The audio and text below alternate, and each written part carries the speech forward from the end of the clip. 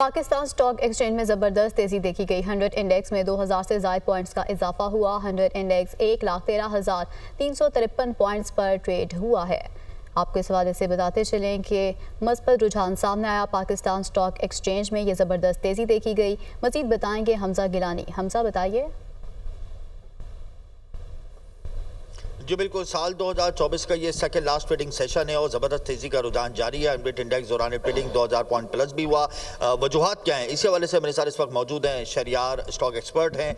100 index ने 2 नफ़साती हदें cross कर लिए हैं, ज़बरदस्त तेज़ी का रुझान देखा जा रहा है। वजूहात क्या समझते हैं? लास्ट वीक हमने देखा मार्केट कंसोलिडेटेड फेस में रही। मार्केट में काफ़ी उतार चढ़ाव देखने में आया, एयर एंडिंग की वजह से और रोल ओवर की वजह से प्रेशर था बाजार में।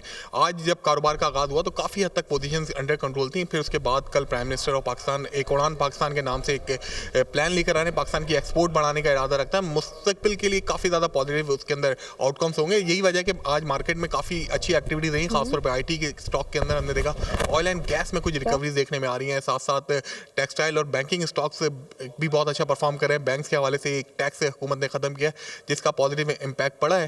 फिर साथ साथ हम देख रहे हैं कि नए साल के आगाज़ के साथ ही लोगों को काफ़ी उम्मीद है कि जो इन्फ्लोज पाकिस्तान स्टॉक मार्केट में आ रहे थे म्यूचुअल फंड की जानिब से, उनका सिलसिला जारी रहेगा। बहुत शुक्रिया। 1,11,000 की नफ़साती हद को पार करते हुआ एनबीएट इंडेक्स 1,13,000 पॉइंट्स के नफ़साती हद पर ट्रेड हो रहा है। सेलेक्टेड स्टॉक्स में काम हो रहा है लेकिन जम के हो रहा है, खासतौर पर बैंकिंग और रिफाइनरी सेक्टर को फोकस किया हुआ है। जी ठीक है हमजा गिलानी, आपका बहुत शुक्रिया।